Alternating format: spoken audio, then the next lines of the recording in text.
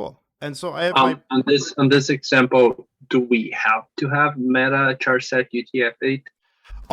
no. That was just something that was from the previous one. Okay. I'm actually let's kind of get rid of everything that's you'll need these guys, pretty sure. Okay. So we'll see it from there. But cool. So first of all, whenever you want to work with HTML on this JavaScript, what you're going to want to do is find ways to identify the details of the HTML that you want to work with. And usually the way that we start out doing it is by putting IDs onto the variables that we want to change. So I'm going to call this variable down here heading1. And now what I want to do here is attempt to implement a function that maybe like on a button click or something changes the see here, changes the background of my heading1. Now to make a JavaScript work with HTML, you're going to always need this type of way to reference that the user has inputted stuff. The most basic way that we do that we've seen so far, you can either use a button element. The ones in the book are called input. So this one here says the input element represents a type data field. And we can change the type of our input into the keyword button, like so. Ooh. See here. Should be it.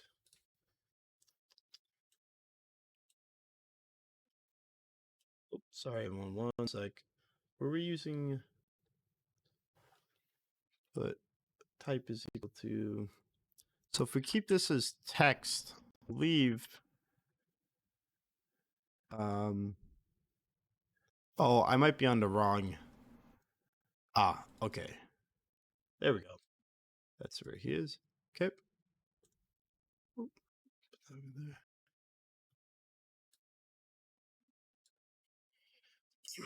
Let me change this guy into a button. Nice. So we'll see here I have a regular button over here, and when I hover over it, it actually highlights it. But what I could say here as well is my value, I believe. Let me just say click here. You'll notice I now have this value of click here.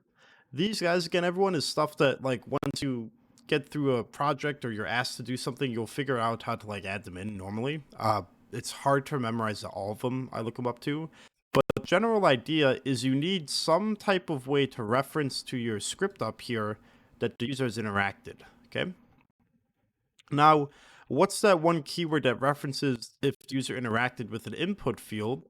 Well, that keyword was onClick.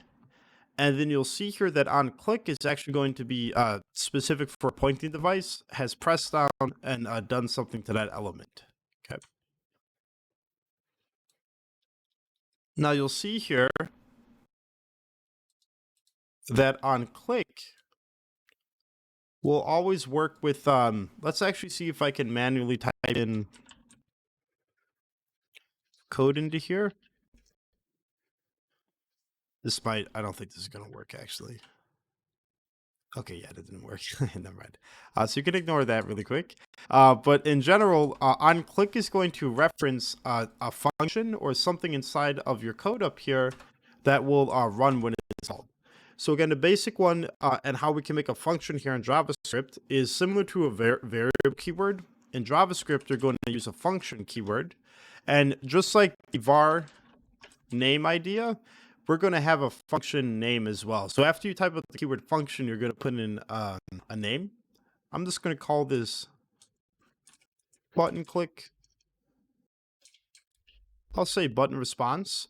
Now, again, the idea here is that button response is this kind of memory address. You can consider it a car. And these two parentheses after it are what take in parameters. So parameters are things that we can actually pass into our methods up here. And we'll experiment a bit with parameters soon. But for the time being, just consider that like you need these two guys here to start up this function. And basically, let's go ahead and just console log inside this function. Hello, which reads after it.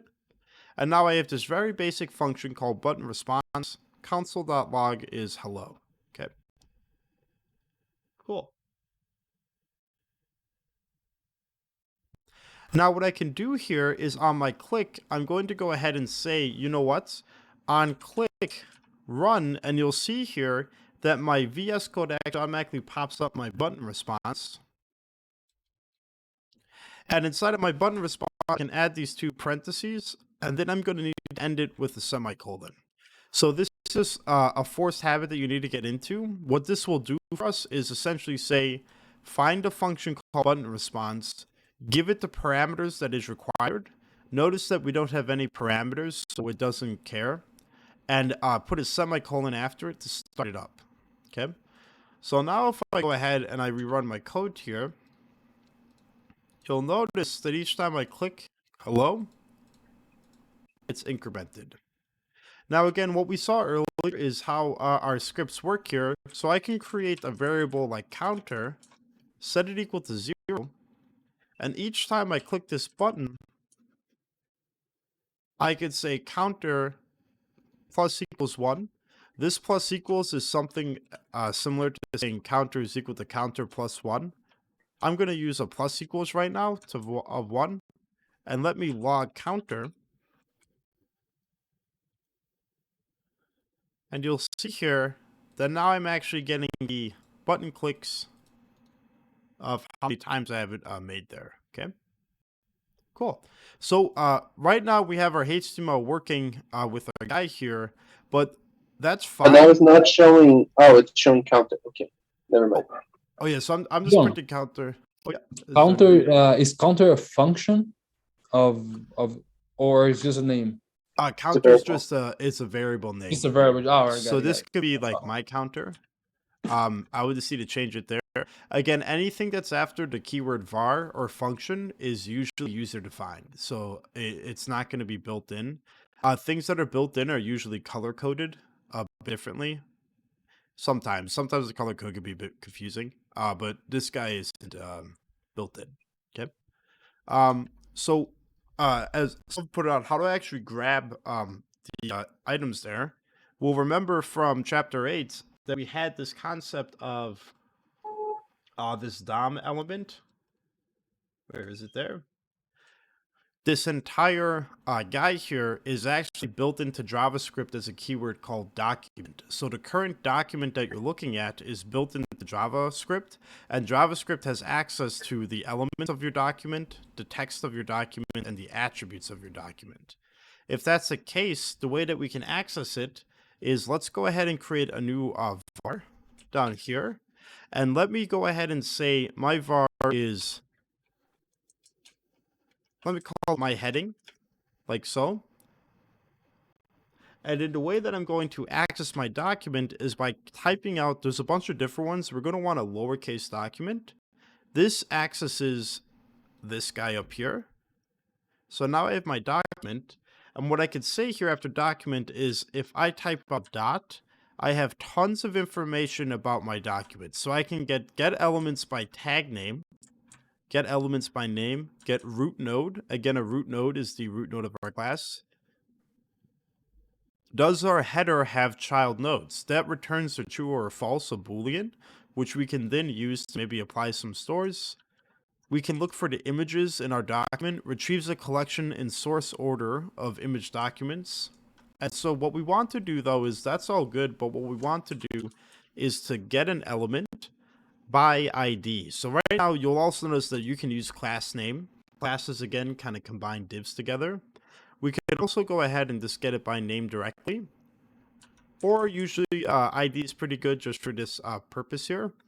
Now what do I need to provide for my ID? I need to actually provide the ID that I wrote down here. So heading 1. Okay. And let's just see if this is actually working for me. I'm going to log my heading after I do this. So when I click my button, you'll see here that I get the H1 heading, and you'll see that I actually have access to the text of it as well. So now my ID is getting brought up pretty well.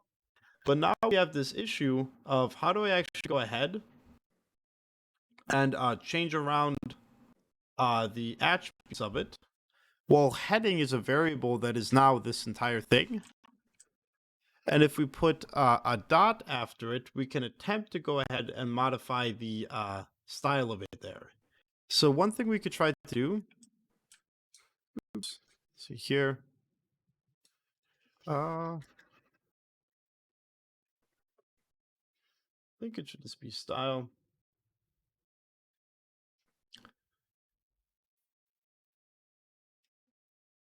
There we go.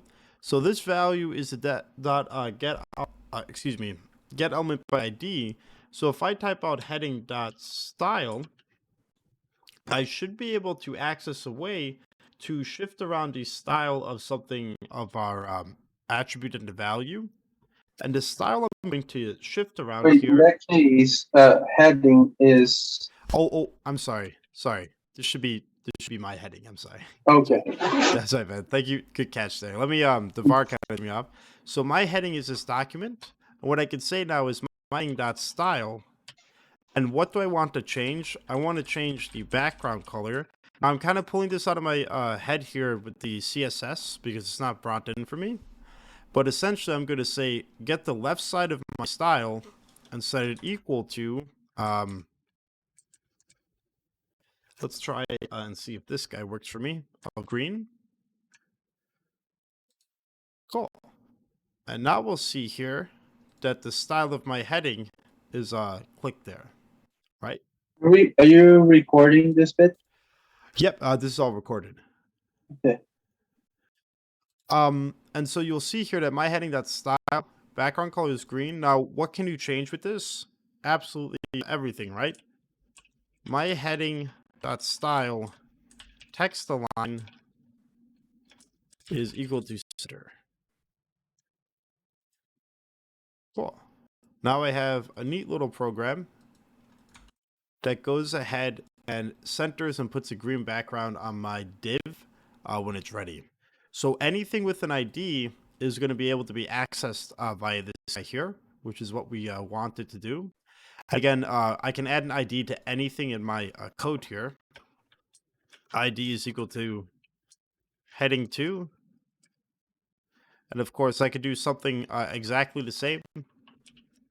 My heading 2 is equal to document.getElementById heading 2 heading 2.style.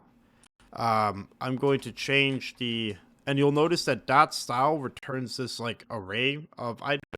I'm going to add a specific one that's called color.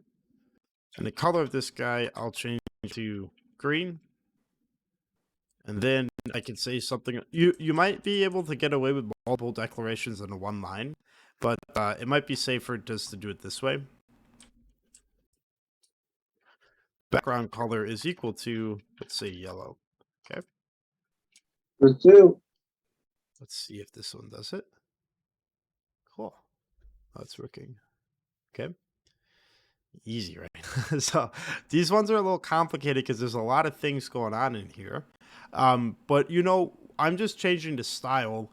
How do we actually build out HTML here? Because this is simple enough, but the issue is what if we want to create something that keeps track of how many times I counted this button response?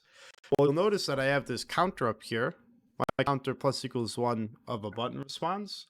And what we could try to do here is change the inner HTML, which is something keyword that we saw a bit previously. Here. Oops. I'm trying to find it in the notes here. Yep. Let's see here. So the dynamic HTML refers to updating the web page's content. Assigning a value to an element's outer HTML property is one way to implement dynamic HTML. The other way is assigning it to the inner HTML. So let's actually experiment with this. And what I'm going to do is down here, I'm going to make a new paragraph tag.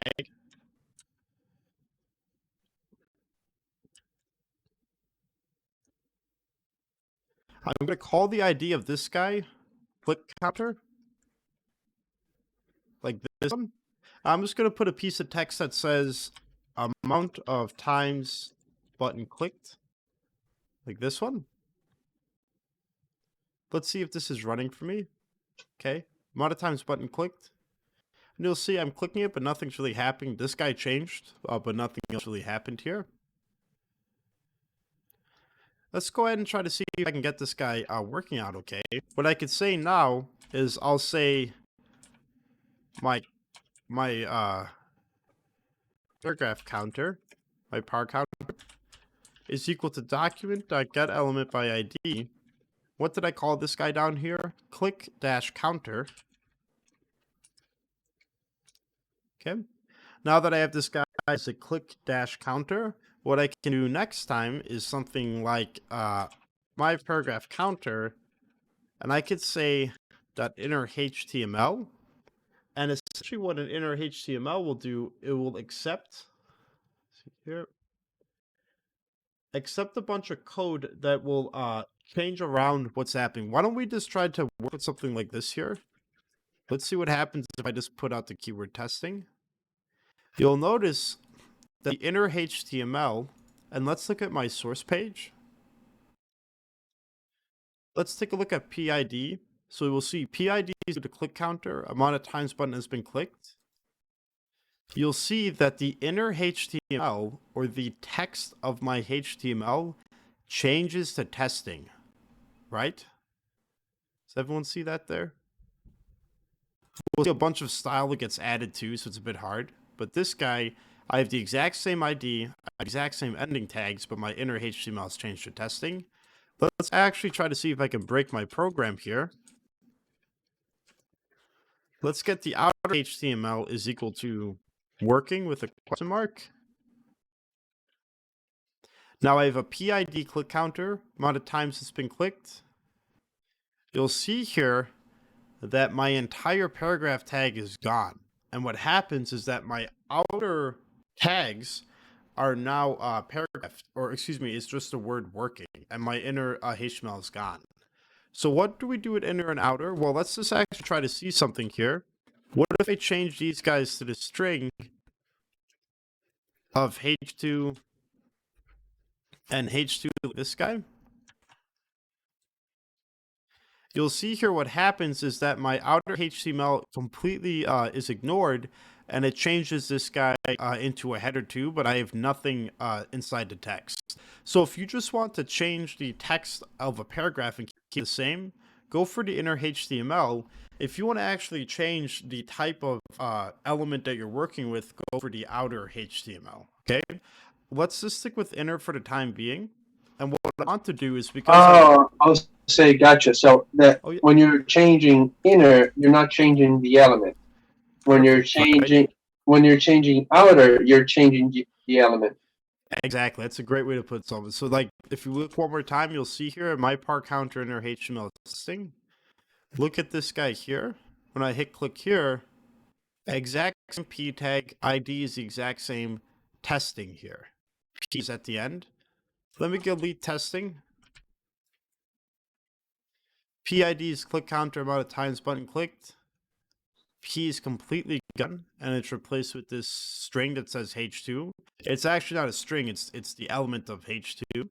But you'll see here that my testing is gone.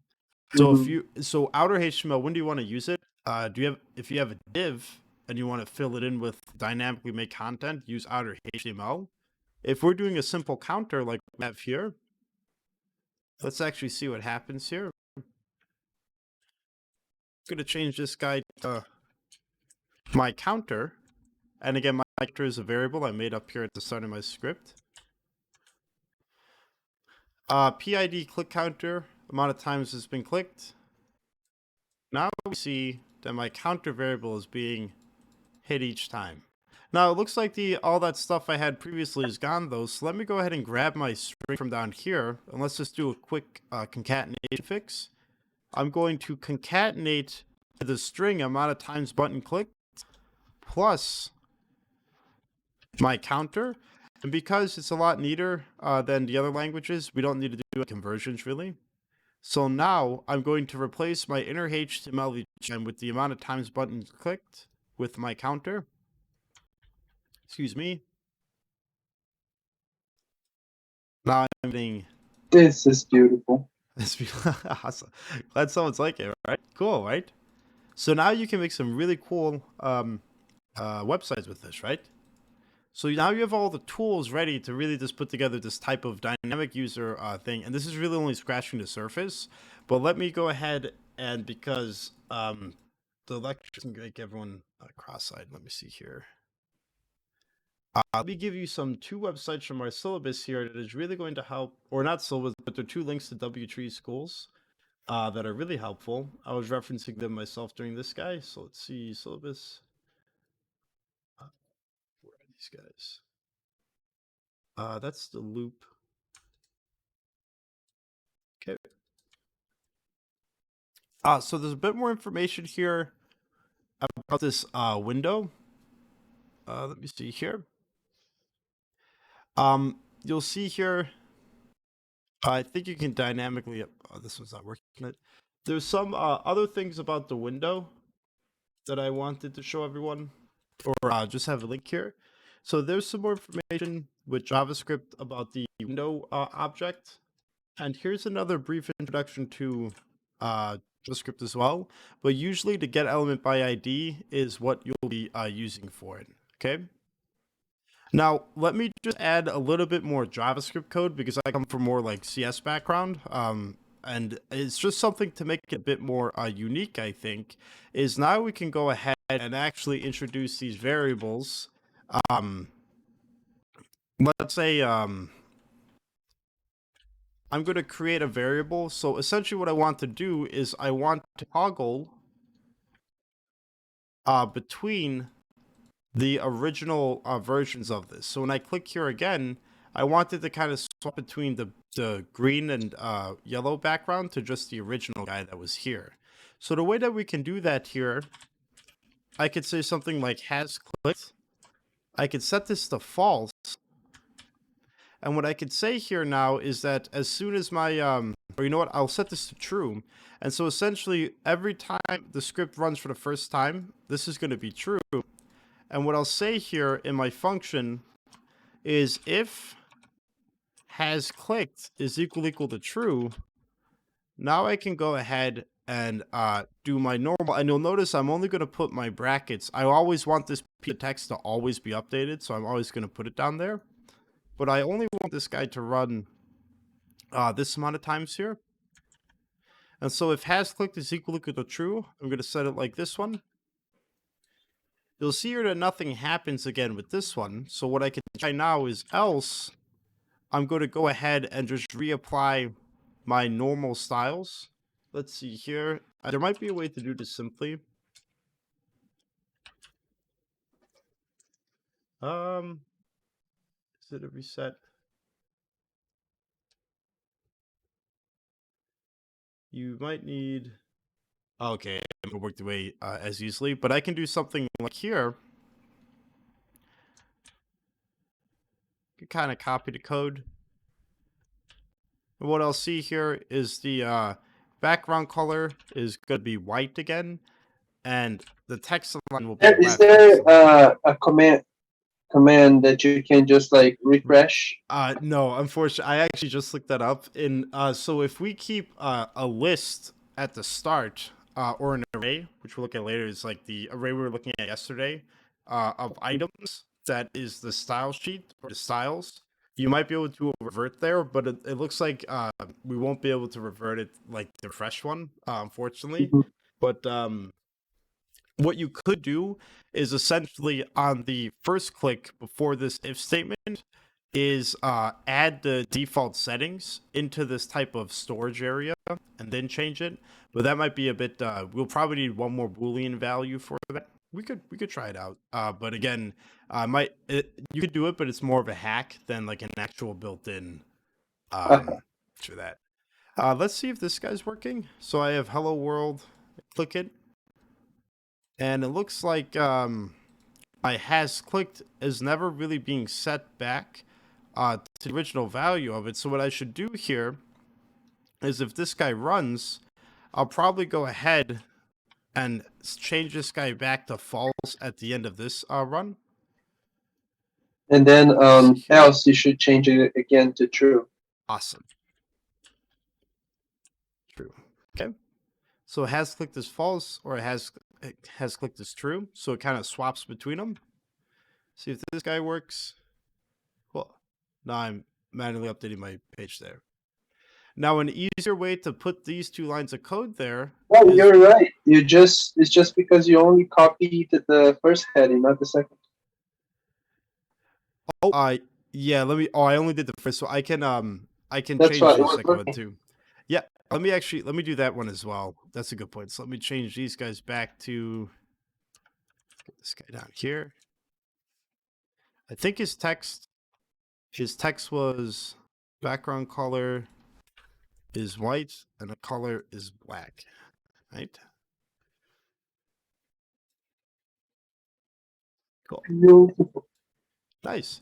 And again, an easier way to do this has clicked. I'll keep it like that, but a simpler way to do it is by saying has clicked is equal to not has clicked. And that's a little shortcut for us, or it should be. Hopefully I didn't regret saying that. You'll see here that one code does the exact same thing at the end of our code. You just swap it. So you go, if it's true, it's false. If it's false, it's true. You're like swapping them. Since you're working with click numbers, amount of clicks, Yeah. I don't know if you can because I never did Java, but there's anyway. So if it has a click counter for odds and for evens, you can make different CSS instead of doing all this text. Yeah. So instead of doing the instead of doing this if statement with if has clicked is true, what we could do here, let's see here. Let me comment these ones out. Let's go ahead and I'll keep the else the same, actually. The else can remain because the else is be the inverse. But if it's the odd and the even that we're looking at, instead of checking for has clicked, what we could check for is if my counter mod 2 is equal to 0. So if I'm on an even amount of clicks, I will put this code in. Else, if I'm not an even amount of clicks, I'll put this guy in. Let's see if this guy works. You'll see I'm at 3. And when I hit 4, I'm at even. Yeah. It's easier to think like this. Easier for that. Yeah, so either way. And I think, honestly, that's that snippet of code up there. We saw it earlier with the modulus, but that's how you can kind of convert them around there. But you'll see here, this is pretty dynamic, okay? Cool. So that's kind of working with a function and the HTML. Again, difference between outer and inner is that outer deletes your entire element and places a new one in. Inner just places the text in. And there is, again, a myriad of, there's actually too much to kind of remember about what you can do with it. The main idea, though, is that if you take a look at your source code, and you're like, can I edit that? The answer is yes. You can edit literally anything in this document at any point in time. It's actually to the detriment where they don't have any restrictions on what you can do. So whatever you want to do with your code, that's possible. Okay. Nice. So let me